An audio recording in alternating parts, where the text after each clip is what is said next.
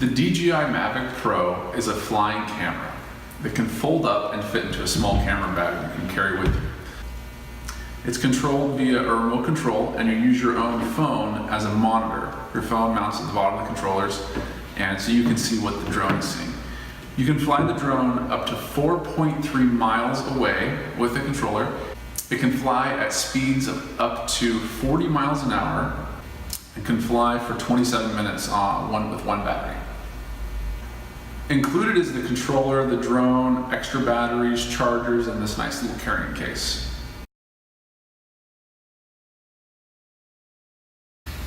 Before you fly, it's important to understand the rules associated with flying a drone. The FAA has some guidelines. They're pretty straightforward. You can't fly over 400 feet. You can't fly over people, and you're not to fly near an airport. The second thing is you need to register with the FAA as a drone pilot before you fly. You register online. It's a very simple process. There's a small fee.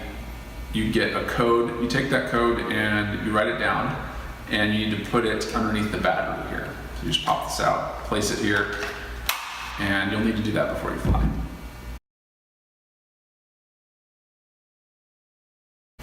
To get started, you want to download and install the app on your phone by DJI. It's called the DJI Go 4. There's a couple different ones, but that's the one you want, the DJI Go 4. Once that's downloaded and installed, you're good to go on that side.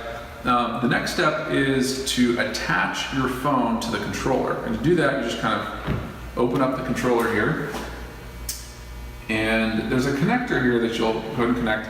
By default, we'll have an iPhone connector connected here, but there's also other adapters if you have a different phone than an iPhone. We do recommend you use an iPhone. We had some issues with Android device. The app was crashing during flight, and that is can create a problem. So you just kind of wedge it in here. Just kind of push it together, and it holds your phone there, and your phone's now going to be the monitor.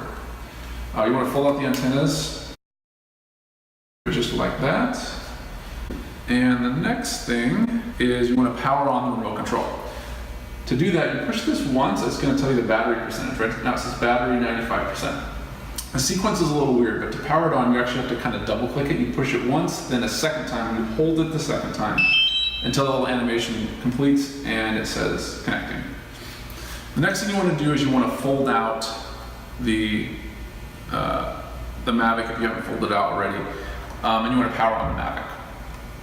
To do that, it's the same kind of process. You hit this once, it's going to tell you how full the battery is. This battery is saying it's fully charged. So again, you kind of double click it once, twice, you hold it the second time, and then the drone will come to life here.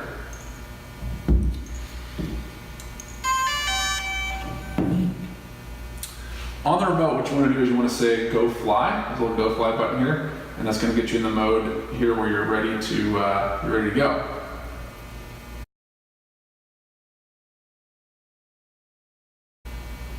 All right, you are ready for your first flight.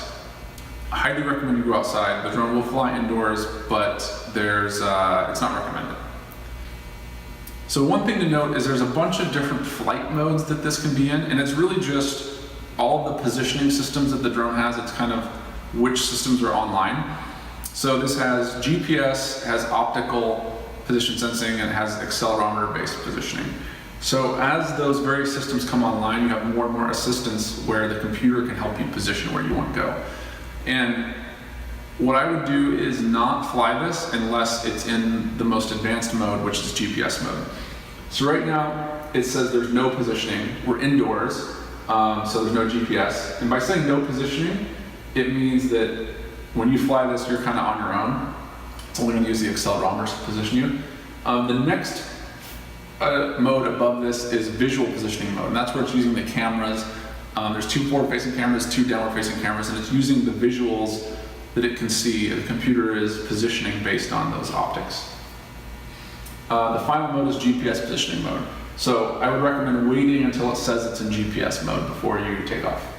Taking off is pretty easy. What you do is you press this little takeoff button here if you'd like, and what that will do is that the drone will rise 4 feet, and it will just hover and wait for further input. Once you're in the air, this stick right here does a certain set of motions here. If you go forward, it actually tips the drone forward and will move forward in a straight line. If you go back, it'll move back in a straight line. And this will move in a perfectly straight line when you do that. Meaning you can like fly a mile away and then fly a mile back and it'll come right back in the same spot. The video will be gorgeous, it'll be perfectly straight. It's amazing. Pushing left on the stick, moves again, just kind of left and right. The other stick here is your other two motions. You can move up and down, that's just moving vertically up and down. Left and right actually rotates the aircraft. To land, you either press the button here in the place of where the takeoff button was, there'll be a land button. That'll actually automate the landing for you. You just push that, you do nothing, it'll go from its hover position down to landing. The other thing you do is the elevation stick, you just pull it down, just hold it down. You hold it in the down position and it will basically initiate that same sequence. You just hold it down until it's done. Once it lands, the propellers will stop. That's it for your first flight. Those are the basics.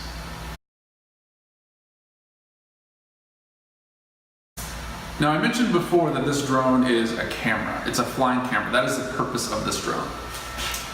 With that in mind, let's talk about how to use the camera. So you can take a 12 megapixel picture, and you can take a still picture by hitting this button here. You can take a video, start and stop it using this button here. You can also do that on the phone. So right now, it's in video mode. You hit this button, and it will start taking a video. There's a little toggle, and you switch to a camera. So you can go back and forth between camera and video.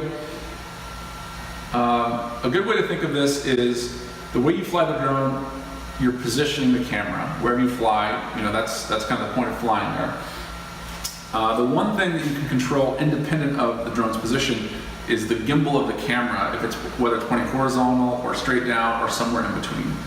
And to control that, it's up here with your left index finger. You just roll this forward and back to cause the gimbal to move up and down. That's the basics for positioning the camera. In the mode where you're controlling it, there's also some really interesting advanced modes where it will automatically do some interesting things.